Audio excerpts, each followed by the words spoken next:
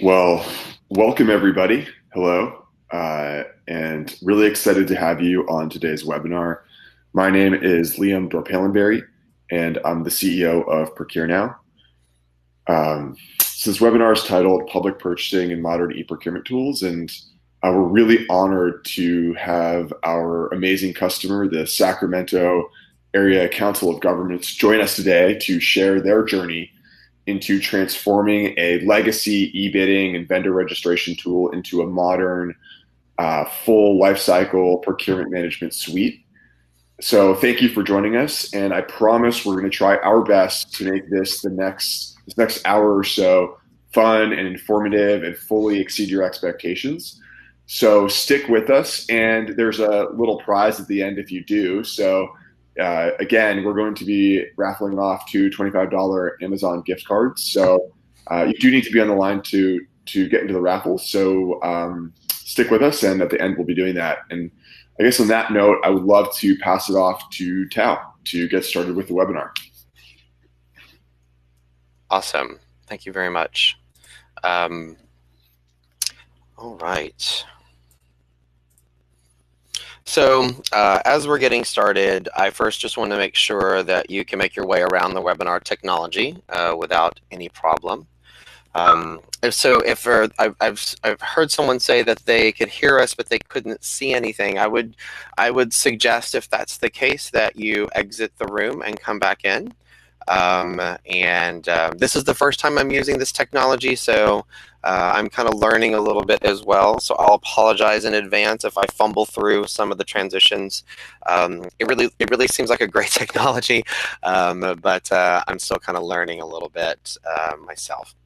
At any time, you can type in the chat window. It's a moderated chat, so it'll go into a queue, and when there's a period where I can pause and read through them, I will. We will have about a 10-minute Q&A session at the end. So please feel free to type things as you think of them. It'll just go into the queue, and remember that we'll just be opening up the floor for Q&A toward the end. This webinar is going to also be interactive. There's some polling and questions that I want to ask along the way. So please take a moment and answer the polls. I'll be sharing the results with the group as long as the technology is working, and diving into them as we go along. All right, so on with the introductions.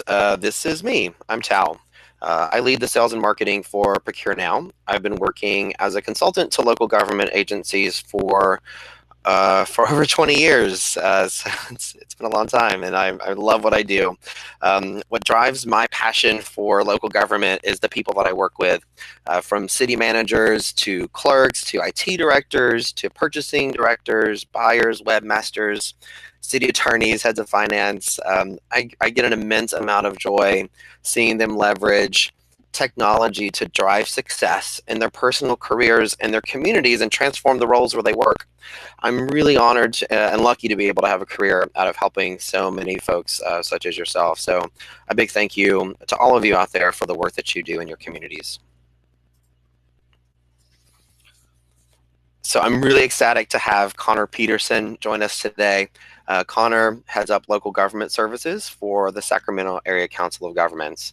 His role there is to bring a consolidative and cooperative approach to city-county government in the surrounding Sacramento region. He works with local government managers and departments on opportunities for joint contracting, shared services, innovation, and any other forces that foster efficiency or effectiveness into delivering government services. So Connor's unique perspective for us today is that he works internally with many of our different software purchases and implementations, and this gives him a lot of hands-on experience in procurement, particularly when it comes to software and technology. Connor's perspective is both from someone who led the implementation of Procure Now for SACOG, who manages the relationship with us, who's on the ground helping a lot of departments come up to speed with Procure Now, empowering them to write really great RFPs and scopes of work within the policies, regulations, and procedures that are defined by SACOG procurement. Thanks, Sal. Thanks for having us. Thanks for coming on. Yeah, of course. Awesome. So we're going to spend a little time talking about the SACOG journey this morning, and then as we go into it, part of what we'll be doing is showing different aspects of the solution, and hopefully giving you a really good idea about some of the really cool things that we're doing here at Procure Now. So let's start off talking about who is using Procure Now and SACOG. So many legacy e-procurement, e-bidding, and vendor database systems are meant for only the purchasing team to use. This leaves the entire upfront process out. I had a customer last week hand me a checklist that they give to department staff when they wanted to write an RFP. It was all about writing the scope of work, developing vendor questions, creating the evaluation criteria, but the guide was also really emphatic about not worrying about the rest of the RFP and bid language, all the T's and C's, all the forms that have to be signed. They hadn't had much success in empowering the departments to work on the parts that they're responsible for. And so this 2-page document that they were sending around was an effort to start that. And when they saw what Procure Now did and how it also gave them dashboards that let them in on every single project that's being worked on, all the lights started to go off, and they realized just how much they could help their project leads with great training, the right boilerplates, research tools, but also the right protections, ultimately being in front of every single project with a really proactive approach. So given this, let's look at who is using Procure Now within SACOG. So as you see here, we've got of course, folks that are writing scopes. There are folks all across the agency that are involved in different projects, and a lot of times because they're lately particularly have been technology focused. What happens is that they're your IT directors and other folks, they're network engineers, etc., that get involved as subject matter experts as a part of writing scopes. Their attorney was really involved in the upfront of. We'll talk a little bit about that, but also you'll see how the attorney actually gets involved inside of the software and sort of comments and collaborates and makes changes, kind of what they were doing before inside of a word processor, but now they're doing it inside of Procure Now. Procurement obviously is involved from an administrative perspective, from a guidance perspective, from a review perspective, and then both internal and external evaluators, folks that are staff within SACOG, but also folks who sometimes are consultants outside of the agency. And then finally, executive reviewers. So it's just really important to think about that, to think about who's really using Procure Now and how you're empowering these users. So a few key facts about SACOG. Their go live date, we started the project in October and went live on November 1st. So, and then the time from go live to their first published bid was about 14 days, was mid-November. So far, the number of published RFPs has been 12, and the number of internal staff users is 50. By the way, so some folks are probably wondering, how licensing works around users. It's completely unlimited, so you don't have to worry about having like a limited number of users, both internal staff and also external contributors as well. And so far, they've had 81 bidders that have been responsive.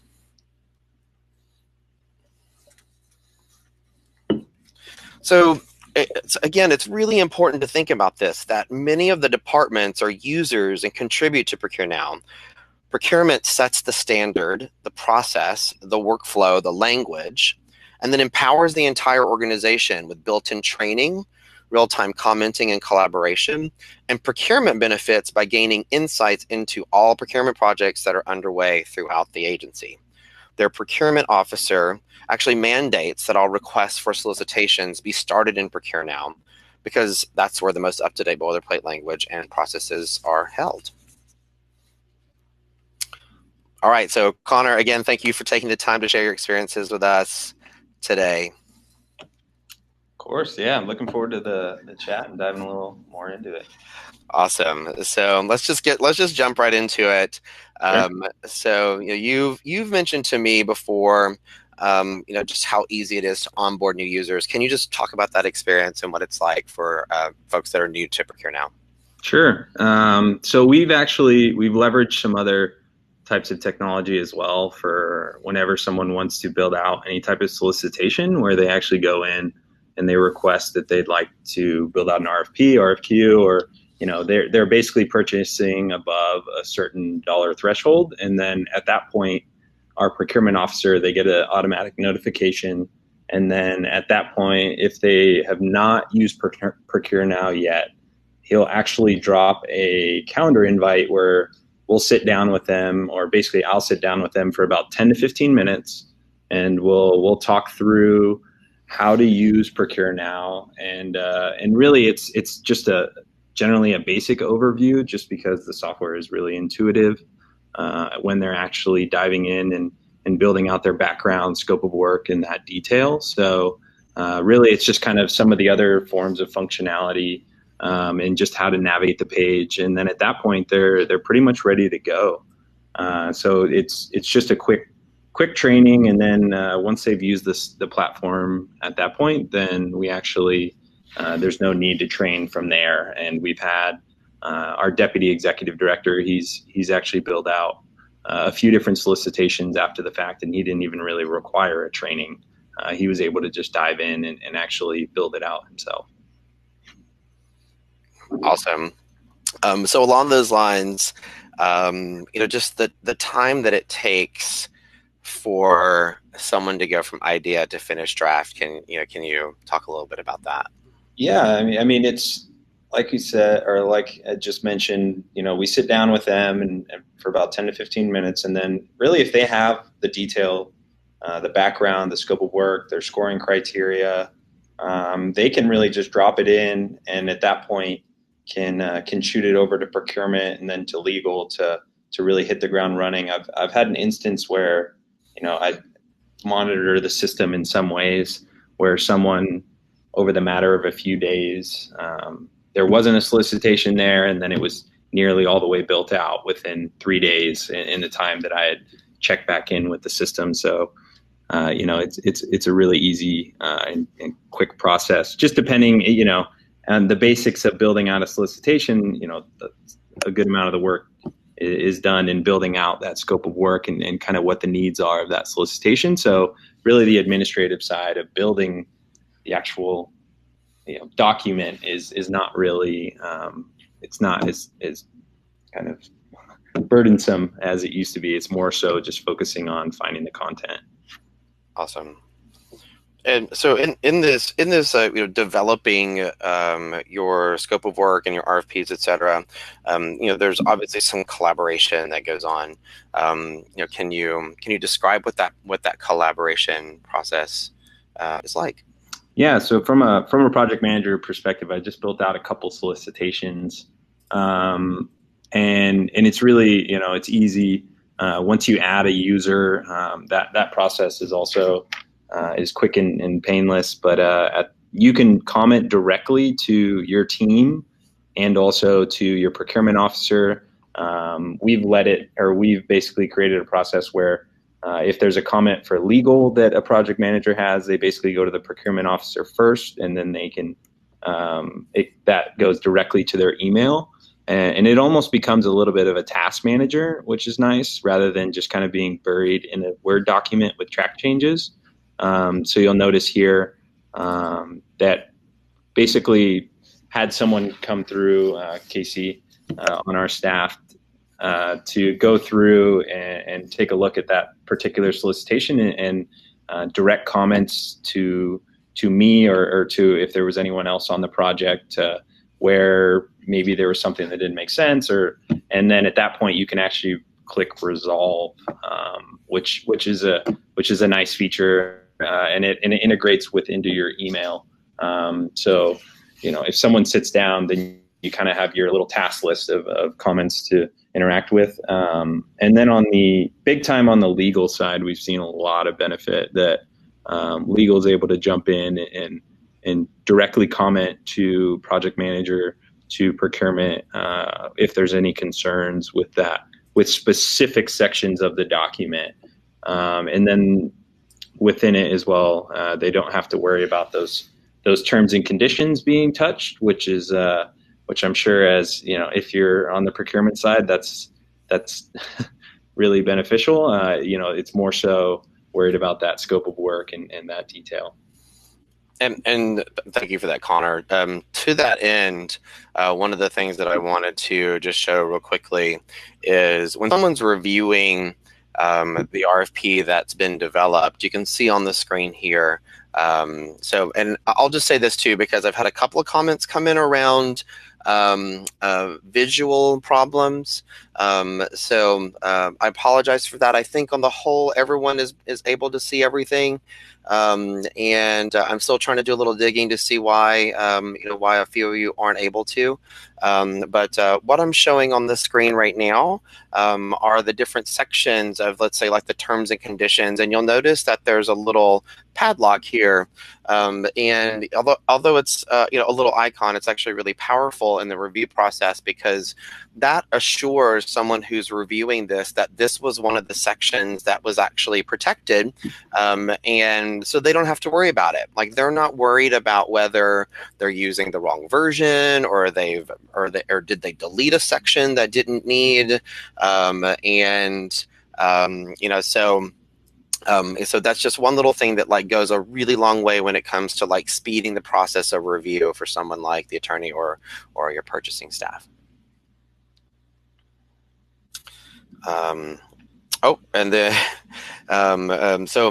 speaking of attorney and legal, you talked a little bit about there, but have you been able to, what's been the feedback from the attorney so far and how they're using it? Yeah, I mean, it's been really beneficial. One thing this brought to mind, this question of, I want to go back and actually have some type of measurement on what the cut down on hours looks like per solicitation.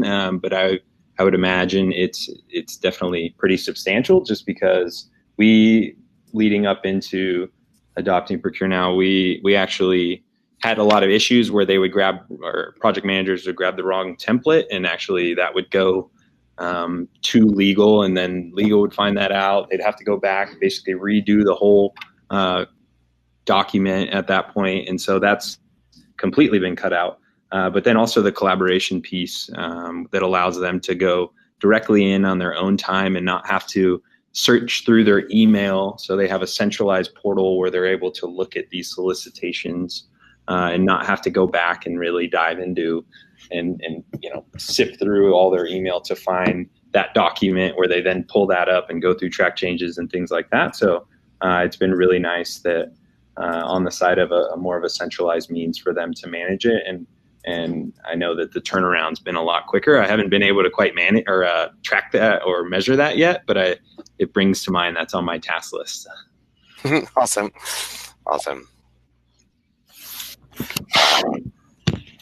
Really cool. So let's see here. Let's talk a little bit about, let's flip over to the side of the vendor and the experience for vendors. And just engaging vendors to get more people involved in learning about your bid opportunities and responding to that. How has that changed by having a system like Procure Now? Yeah, that's actually, I mean, it's a really interesting, and I think it's, call it the next gen procurement of sorts, is worrying less about the true build out and of a solicitation, and really thinking about how you're marketing that opportunity. I think sometimes it's been put on the back burner a little bit with dropped into e-procurement portals, but really, a really nice piece of Procure Now is having the option of, it spits out basically a link, and with that link we can do lots of different things with it in the way of marketing it. So we've, if you've heard of Marketplace City, they're basically a free platform that markets solicitation opportunities for kind of more innovative, forward-thinking, modern types of procurements, or for those types of items. And basically, they'll drop it into their platform, and they can select that link and jump back into our procurement portal. There's others like BidSpark. They do kind of custom marketing. We still use public purchase actually to market our solicitation. So we take our link and we still drop it into that vendor database to get as much outreach as possible. So we're always trying to do as much as we can to be marketing our solicitations and really getting as much outreach as possible. And it allows that with that small hyperlink, which has been really beneficial. That's awesome. What he's talking about that I'm just kind of showing here is how every link, every project actually has its own unique URL. And so you can take once you've published your bid, you can take that link, and you can see what we're doing here is we're automatically dropping it into Twitter, making it like one-click drop into LinkedIn, Facebook. You can email that out, and you don't have to worry about like whether they're going to be like sent to a page that really isn't the RFP and that they can't read it.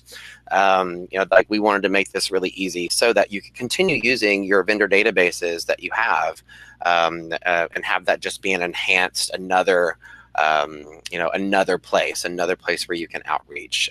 But we all know that like that's not going to be the end all say all of all, like every vendor in the entire world is not going to be located in one single vendor database. And so we wanted to give you as many options as possible and make those options really easy. Awesome. So let's talk a little bit about just how you see vendors as as your bid is open, and you're wanting to know like what's going on with vendors and how they're, are they engaging, are they having problems, are they getting stopped along the way, what's that process, or what's the experience like for you now when the bids are open and vendors are responding? Yeah, really enjoy the vendor analytics piece is another key aspect to that next gen procurement of, rather than just, releasing this into the wild, we kind of get an understanding of who's really engaging with that. And so we can kind of alter our marketing techniques to better have that outreach and kind of business, basically getting that solicitation out there more. We found that to be really super useful, and not only for like increased marketing, but then also with interacting with our board and council to get a better understanding with who actually is engaging with this, and then basically if there's only one or two submissions, that we can go back and directly reach out to why they haven't submitted. And then also have a better representation of, this many vendors actually had viewed it, but then they didn't submit maybe for this or that reason. So it gives us much more transparency into the whole process, which has been really beneficial. And then we've even had requests when a solicitation was out there where we had engaged with who we thought may be a vendor for that solicitation in a different way, and just making sure there's no conflict of interest with engaging with them by seeing if they've actually viewed or downloaded or are interacting with our solicitation that was currently out at that period. So that was really helpful. Awesome. And just to kind of dig into the vendor analytics a little bit, what you see here is, just that insight that we were talking about, how, once someone starts following the project, they're going to get notified every time that, there's an addendum made, or there's a question that gets answered, or any change that happens, they're going to get notified just by being a follower. You'll also notice that we are tracking how many folks are just downloading the sort of traditional packet of RFP and attachments. And I think that's just really interesting too, because you'll notice that most people don't even have to download a 100-page PDF in order to fully understand what the RFP is and what's required of them. And the reason that is, and we'll get into this a little bit when we do the demo, is that the software actually just guides them question by question. And so they're actually guided through the process, and they're not having to sit down and sort of decode a very large document in order to figure that out. So these folks are actually submitting the proposals without ever opening one PDF. Awesome. So let's talk a little bit about paper and paper to electronic, and especially around the evaluation process. How's life changed? Yeah, I mean, we went from basically all paper, paper submissions. So like each vendor was like having to print 5 or 6 copies and mail them to you. Yeah, and we're becoming pretty anti. We're saving the trees, but then also it's just that much easier of a process for folks when they can expect that they don't have to. It's basically all going to be online, and they can interact with it from home if they're working remote, things in that nature. But yeah, we went from all paper based. I actually looked at the final solicitation we had before we transitioned to Procure Now, and it was something like 150 pages, and it's now transitioned to basically an easy to navigate interface, and that includes the evaluation piece for our suburban bike share. We had about 6 external folk who were involved in the in scoring and the evaluation piece, and we were able to basically get them up and running and not have to worry about them, sending over either PDF or through email or collecting through paper-based. So here's the dashboard of that. They were able to go in, create as a user and go in and download and score those. Easy peasy. But so I mean, that was a huge component in what we've been trying to do is in the way of modernizing kind of our full procurement approach. And this was our Procure Now is super helpful for that. Awesome. And what I'm showing here on the screen, just so folks can see this, is what the experience is going to be like for folks who are evaluating. So once they're sent an invitation to become an evaluator, then it's just a process of them clicking on that. They actually can click a compare button, and what this does is, as you can see here, is it takes all of the things that all the different elements of the vendor response and questions that get answered, and you just get to see them side by side. So you're no longer having to flip through all of those pages to try to find the references for this vendor and then find the references for that vendor. You can just ask for that one, just click here and see the references for everyone who's responded, see their answers to things like, similar project listing. You can just objectively look at them side by side. And then from there, all you're having to do is go back and look at the individual company and then just open up your scorecard and then offer your score. So completely paperless, and all the scores are aggregated for you. Yeah, and I'll admit, or I'll say on that front too, is it's easy once you have a centralized place where all your scoring is done. Then you don't have to sift through, like whether it be on SharePoint or other means, but you have it all in one place, which is always really nice, especially if there's a challenge or anything in that nature that you can pull it all together quickly. Yeah, absolutely. All right. So have you heard from your vendors? Has there been any backlash? Do people have trouble using the system and responding to it? How's it been? None to date. So from Connor's perspective, it's been really quiet, and quiet is good. We've been able to completely transform how vendors are signing up to be vendors in their vendor database, how they are responding to RFPs from completely paper to now a completely guided electronic process, and they've had pretty much no questions coming from vendors. Now, I will say that we offer frontline support to those vendors as well. So we may have gotten a question or two that have come along the way, but you guys have been and your vendors have been, I think, figuring it out on their own, which is actually really nice. And I will say this, that if anyone does ever have a question from a vendor perspective, all they have to do is click here. They actually just start typing their question, and our team is on call to provide support to them right inside of the application.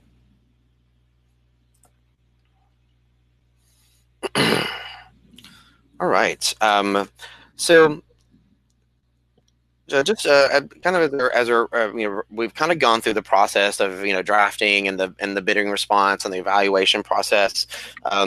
Let's talk a little bit about the implementation itself and the time that it took, and what the load was, for staff time to really help get this online. So how long did it take? Did it require a lot of staff time? Can you just give our audience some insight into that? Yeah, and I think there was some facts at the beginning that talked about it, but it was, I think it took about 4 to 6 weeks, something of that nature, and really, like, a majority of that time wasn't us necessarily doing any work, but it was just handing off our template, RFP, RFQ, federal and non-federal funding templates, and then basically on the ProcureNow side, they build out those so that you can kind of create this TurboTax style form where you can fill in your scope of work, your evaluation criteria, background, things in that nature. And so that, and then at that point, it was just checking with our procurement officer. We had a quick really a 30-minute sit down with legal to get them up to speed. It was an easy process to implement on our side in the way of staff time. Awesome. Yeah, and I remember the experience of being a part of that. It took about 4 weeks, and so just think about that. So, and our job is to we collect as much information as we can. There's typically some templates that are laying around that have highlighted text in them with instructions, and one's for an RFP, and one's for an IFB, and one's for an RFQ, or whatever your processes are, whatever instruments that you use for your procurements. And we collect those, all the attachments, the forms, the sample agreements, and then we turn it into this experience like you see on the screen, where they're asked some questions, and they're essentially just developing it in a collaborative way online. And but it's all boilerplated. It's all using the most up-to-date language, which gives a lot of folks peace of mind. So implementation, we talked a little bit about that. You mentioned before that you were using another, front-facing e-bidding portal. How was that transition like, going from one vendor database to ProcureNow? Yeah, it was. As I had mentioned, public purchase. That's who we were using previously. So we're actually still using that in the back end. It's not our front-facing portal, but we still list our solicitations through public purchase, and then also through other means, depending on the solicitation.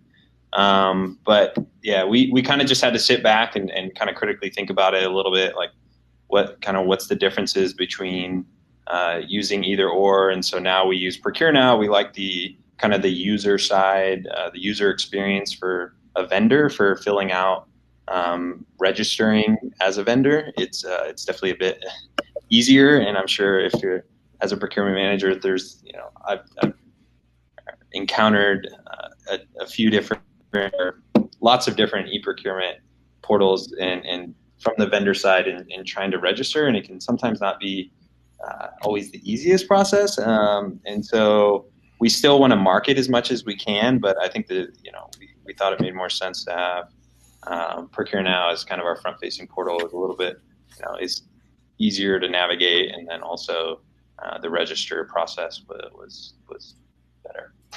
Awesome. All right, Connor. I really appreciate you taking the time, to speak with the audience today. I hope they're getting a sense of what the experience has been like for you and what the journey's been like.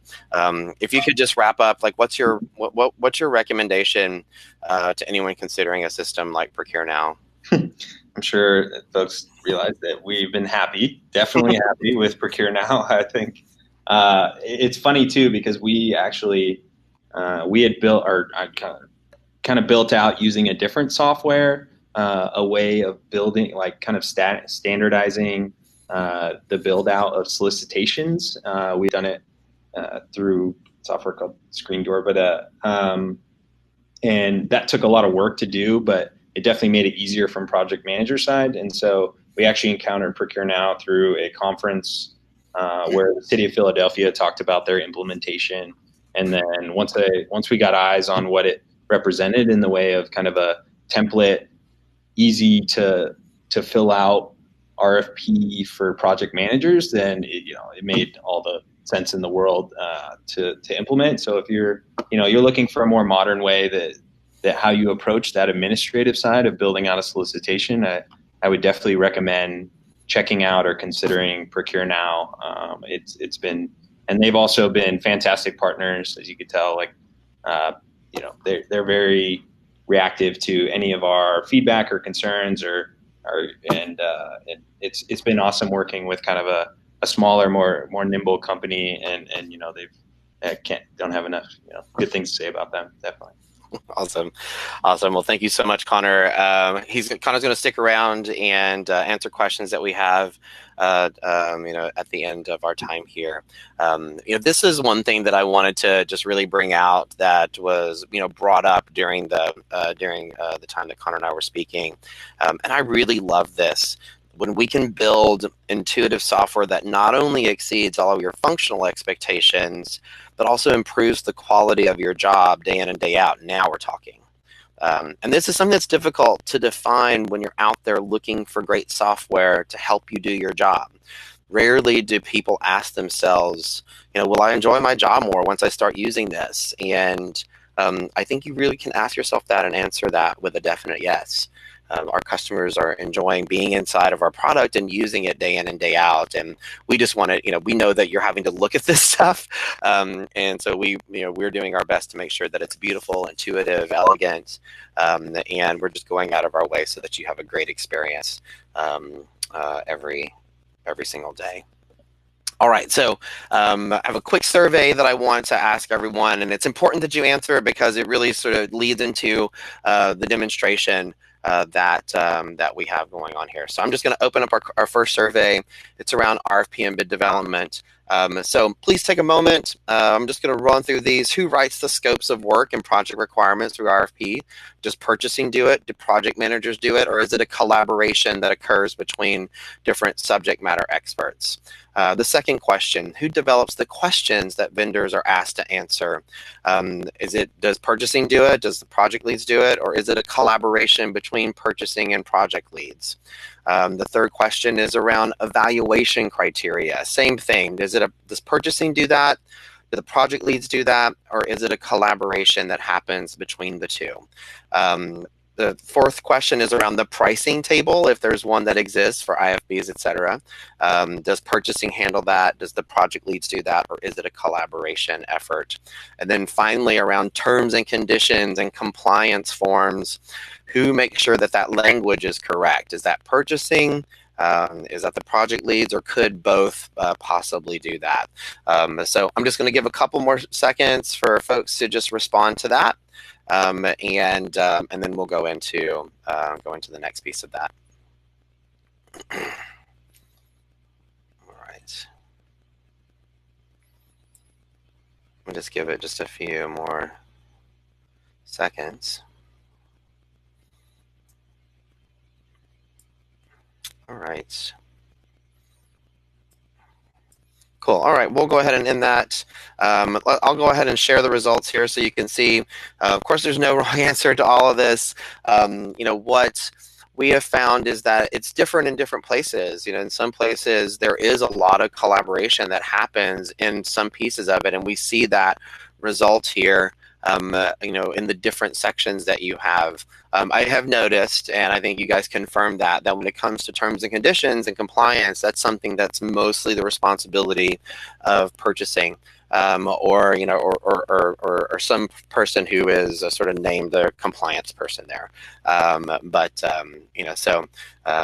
Just thinking about that, we will go into the next part of this. So, some sections need collaboration, like scope of work, evaluation criteria, vendor questions. Others might not, like the instructions. Oh, hang on a second. I have to turn back on my desktop sharing. There we go. Some sections don't, like the terms and conditions, the sample agreements, etc. A lot of the important CYA language. So definitely, we want that stuff to be in there. We don't want anyone to touch it. All right, so actually one of the questions was, could you please show the process of starting a new project and what the templates and finalized RFP looks like? Thank you for that question. I'm actually going to take a moment and do that now. So I'm just going to flip over here to my demo system here. So to start a new project here, we just click on the new project button, and it's going to ask us what we want to do. Today we're going to be drafting a solicitation. So what you see happen is it's asking me some questions, and these questions are going to be different for every template. So your questions might be different from the questions that that my demo system is asking. But let's say today I'm going to buy some technology. It's going to be over $35,000, and then these are the templates that are presented to me. Again, like this experience that you see here is going to be customized for your templates and your questions.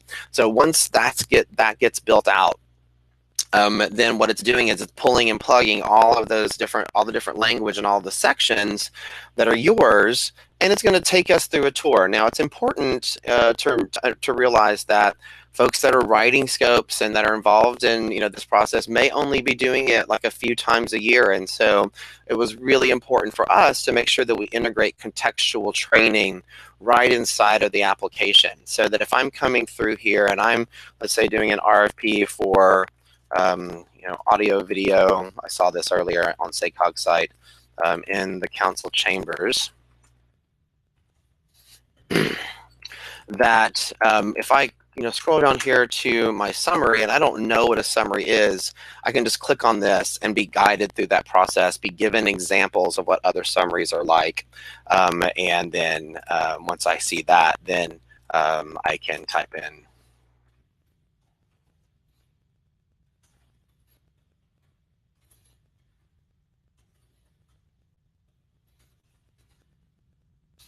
my summary. And you'll also notice that we're starting the process of defining possible dates. And I can go in if I, let's say, wanted to have a pre-proposal meeting. Let's go ahead and turn that on. Let's turn off when we want to select the contractor, but let's do a project start date instead, or you can add custom dates. But let's say we want to, because it's going to be something that affects the council chambers, we want to do a pre-proposal meeting there. Let's require attendance, and let's just move along here. So now we're developing the scope of work. So again, some instructions that go along with helping refresh their memory about what makes good technical requirements, some examples of what different sections might be, and then I can start developing my scope of work. I can come in here, and what you see here is actually a library of all of your previous RFPs and bids, and the summaries and scopes of work that go along with them. Also, this is you also have the opportunity to share your scopes of work that you're writing with other Procure Now customers. So when their RFPs go live, you'll actually have access to them as well. So this is a new feature for us, and it's growing every day. Our goal is that over time, that this is just going to be an enormous resource that not only you have access to, you being buyers and procurement team, but this is going to be actually available to your departments as well. So as they're writing their scopes, they're going to be able to bake it a lot more than they possibly would have before. So I could just pick something that might be similar to the types of service that we're looking for here, and find something that might have some hardware and software, and then I can just unselect if I want to grab a couple of sections from this RFP and another from another. I just double click, and then it drops those in. It also suggests some sections that I might want to include, and so now I'm developing my RFP, and I'll just save that real quick. If I wanted to start inviting folks, to participate, please help. I can do that, and then tag them. So not only is this real-time collaboration, but it's also it's kind of like a real-time tasking system as well. So we're keeping track of different requests that different people have. So I can have one person helping me on the scope, another person helping me on the summary, another person helping me on the timeline. This allows me to do that all in real time. So you can actually have more than one person working in these different sections. So you're not passing around a document anymore, but rather you're interacting inside of this real-time collaborative environment. So you'll notice what's happening as we are developing the RFP, that what we're doing also is we're setting up the experience for what's happening down the line. So these are the standard boilerplate for this template. Things that we want to include, like a cover letter, references.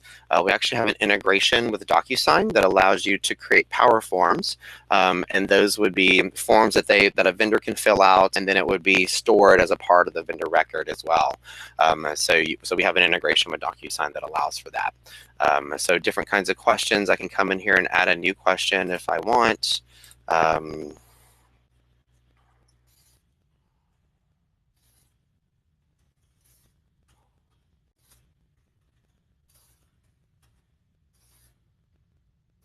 And that would just be a yes, no question. We can require that response and just add that in, and that becomes another part of what vendors have to answer. All right, so as I'm just going through this process here and writing out the different sections, again, like you can decide, who you want to complete these different sections. If we wanted to have a pricing table, let's just omit that this time, and then ultimately an evaluation criteria. So again, it's going to start off with boilerplates, and then you can come in and you can add in, section like I want to add in interviews as something that's we're going to give 30 points to the interview process, and have my different scoring methods, and I'll just go ahead and save that. So now so what does this look like? The question was, what do the templates and the finalized RFP look like? So let me just show you that real quick. Here is an online version of what this would look like. These are just these would be like your table of contents, my scope of work, my vendor questions, my pricing proposal, the evaluation criteria, submission instructions. So now we're getting into some of the things that weren't, that were locked down previously, or that they didn't, the drafter didn't have access to. But now that we're in the review stage, this gets opened up so that if, let's say, the attorney needs to make some changes, they can do that in the review stage.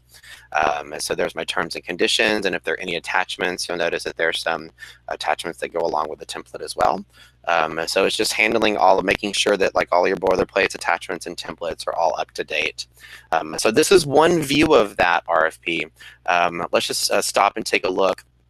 If I wanted to just preview what this looked like as far as a document download, here we go. This would be your logo, and your format. But this is the completed RFP from beginning to end, all formatted exactly how you would want it to be formatted, and including all the language that you want to have included. All right. So the point that I really wanted to get across here is this concept of centralizing compliance and control while at the same time decentralizing the workload and the task. And that's exactly what we're seeing, is that we sat down with the SACOG's attorney, and we had them look at the templates that went from the Word document templates to the templates in our system. They give a thumbs up on it. And now that compliance and control is in place every time anyone wants to write an RFP or bid throughout the entire agency. And so you never have to worry about that ever again. And because of that, and because you're providing this environment, you can start to decentralize some of the workload around developing the scopes and developing the vendor questions. Your departments start writing them you're getting informed about it. You know that it's happening, which really before you didn't, and now you have this opportunity to be really proactive in helping them along. So it becomes a situation where we're not adversaries to each other, but we're actually collaborating together.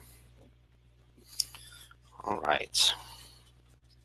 So we've covered a lot of stuff around the through the conversation with Connor around the vendor experience and the evaluation experience. I just wanted to quickly show one of the things about that's really intriguing that our customers are really enjoying. So I'm just going to click back here on a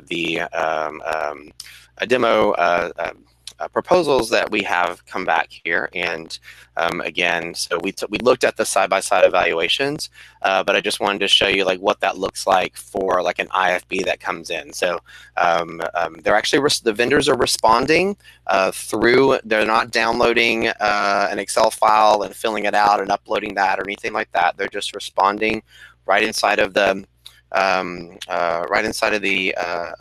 interface online. And once they fill that in, then from the person who is tabulating the bids, they just click here and they can just click a button, and it sum totals everything and then orders them lowest to highest. You can also like individually select certain items to see who's scoring lowest to highest when there's a combination. So that's also something that we really make the process easy for those who are evaluating these bid tabulations.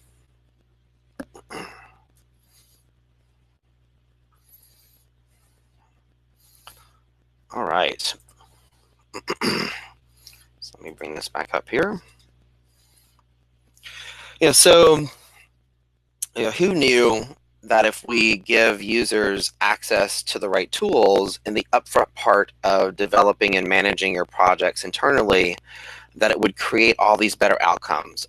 Vendor outreach via social media like LinkedIn, the place where local businesses are actually paying attention, a guided vendor response experience, side-by-side comparisons during the evaluation process, a better overall innovation for your entire agency, because the total time that it takes to write your RFPs goes from months to weeks, and the time it takes for you to run the evaluation goes from weeks to days. So this is what we set out to achieve by creating something that's so intuitive that anyone could onboard, and then you're just helping them. You're assisting them in writing the RFPs and bids and that actually becoming an enjoyable exercise in collaboration, teamwork, and not an exercise in finger pointing and blaming.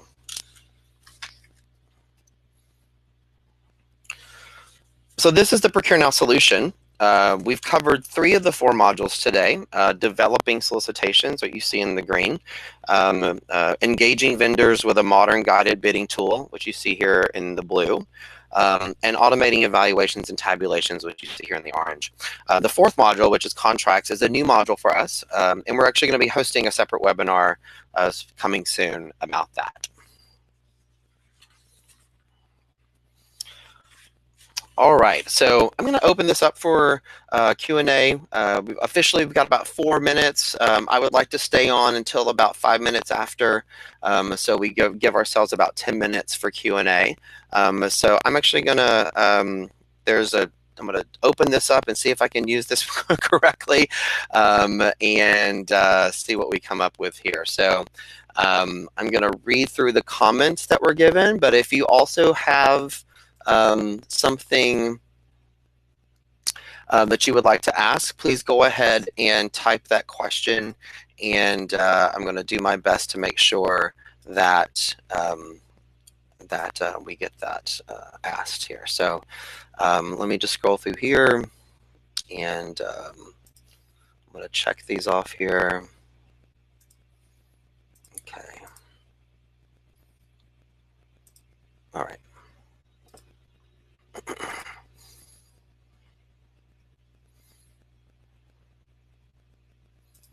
Let's see here. So if you're asking for evaluations online, how are you capturing evaluators' comments on why they scored the way they did for debriefing purposes? So thank you for the question, Jenny. I wasn't able to show that, but there's actually let me go back over here to my sharing real quick to see if I can show that for you. So when you're doing, there's actually a place where you can provide comments on your individual scores, and also places where you can provide comments on your overall score. So as I'm scoring my proposals, and I come in and look in each one, then I can actually provide notes on the overall proposal, or on each one of these, I can provide my comments here. So I can just start typing in, why right there. And then those will actually be a part of, if I wanted to look at my comments that are included, I can just turn that on, and you actually would see those comments listed there. Oops. All right, so thank you for that question. All right, let's see.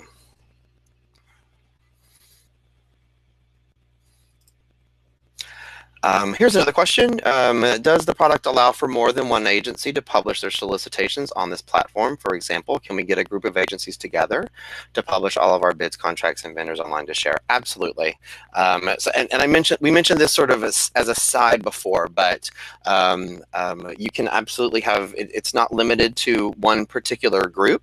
If you have different, all they have to do is just to sign up to be a user is just provide their email, and once you're provided that email, then they're just asked a couple of questions about who they are, what organization that they're with, and they're now like a user in the system as well. So I'm more than happy to talk with you about that from a licensing perspective, but as far as how the system is set up, you can absolutely do that. We fully expected that there would be collaboration that was happening intra-agency as well.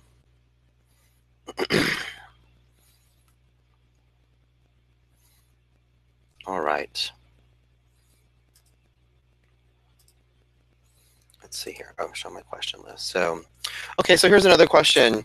Would this system, do evaluators ever get together to discuss the responses and consensus score, or do the evaluations stand alone and average scores are used to recommend awards? So we do have customers that have that do use consensus scoring, and that's just one of the ways that you can set it up, so that you can either do the scoring through the software, or you can do it outside and just provide the consensus score inside of the solution itself. So there's a lot of different ways that you can set up evaluations, and that's certainly one of the ways that you can do that.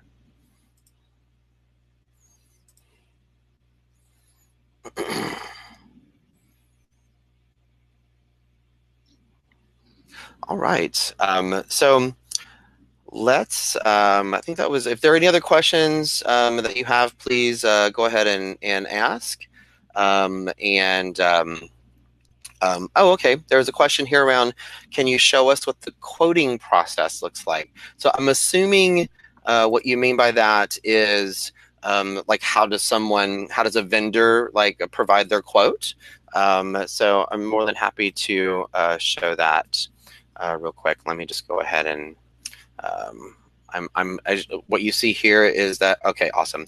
What you see here is that I'm logged in. I'm not logged in. I'm a person. I'm from the public, and I would going to be like respond to like a pricing table, for instance. So let me just let me see if I should have an account here as a vendor already set up. If not, I can make that happen real quick. All right. Well, this is a good thing to do. I'm a new vendor. I'm not in the system. What do? I can just come in here and give my email address and click sign up, and that's it. So a lot of systems really require that you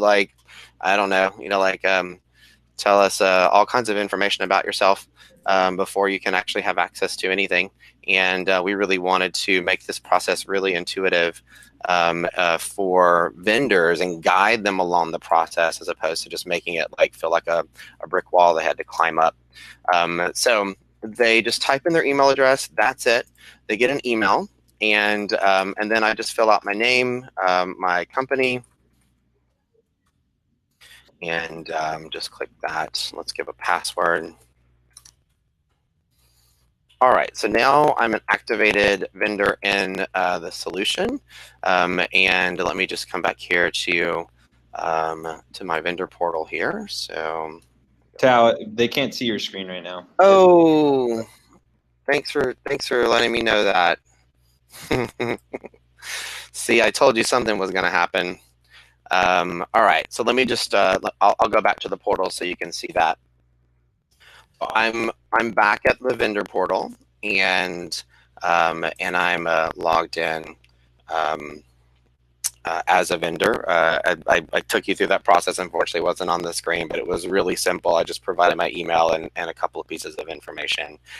But see, now I can subscribe, so now that I'll get notifications, it's telling me that I need to provide my company profile, but that's okay. I can do that later. So let's look at this guy right here. It's an example that actually combines both answering questions and responding to a bid table. So I'll just show you what that is like. So I'm reading through this RFP as a vendor. There's my scope of work. There's my vendor questionnaire. I'm going to have to fill out this pricing table, it looks like. It tells me about the evaluation criteria. If I wanted to provide a question, I can do that right here. And that sends a notification internally. And if I wanted to download the documents, I can do that as well.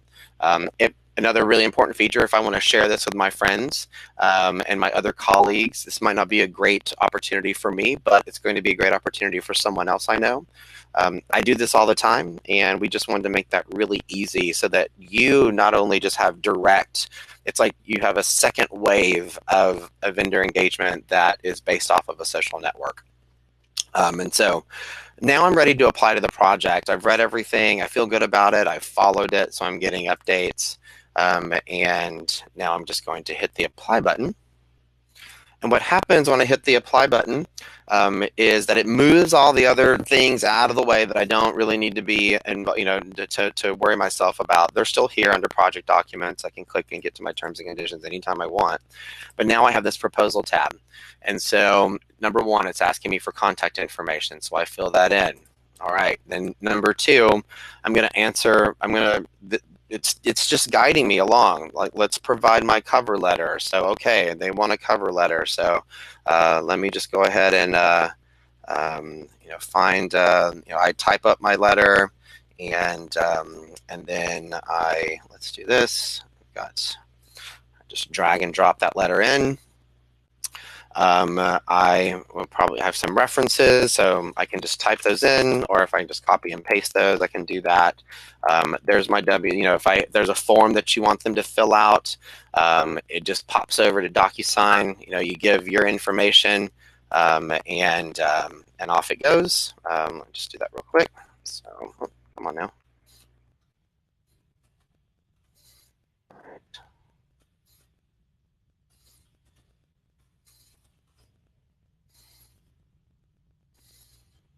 So now any sort of forms that you have online that you want to be able to fill out, you just be able to do that right here, where they fill it out, sign it, and then now that becomes a part of the record.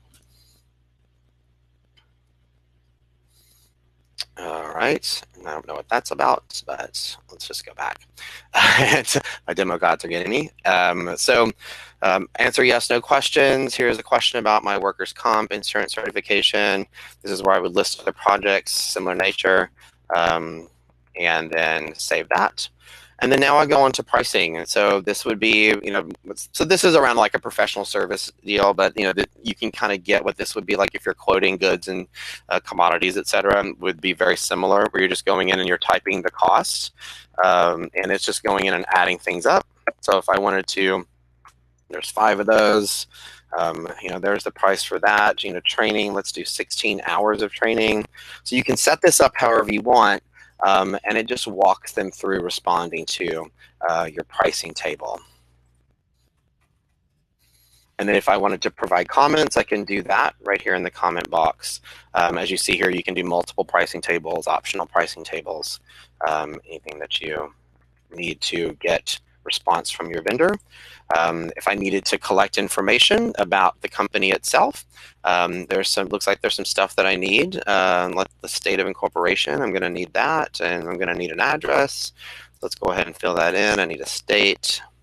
And if I wanted to start adding categories so that I can get notified about them, I can do searches for categories, and there we go. So let's just pick a couple of categories here that may fit what I do, and just select that and save that. All right. Oh, I need the EIN here. All right. So now I have all that information here. You'll notice what we're looking at here also is a portal that the vendors have where they can see all the drafts of all the proposals that they're working on. They can actually collaborate with other users within their own company through this portal as well. So that's the process for filling it out. And when I'm ready, I'll just click down here and submit my proposal. I have a log of when it was done, and I have the full proposal submission here. All right, so thank you for that question. I've held everybody 8 minutes over, and so I'm going to go ahead and draw for 2 winners of our, let's see here, your little random generator here. So you have to be here. So I guess if you raise your hand, that would be helpful. And we'll see what we can do here. So let's just, let me just do this here, over, and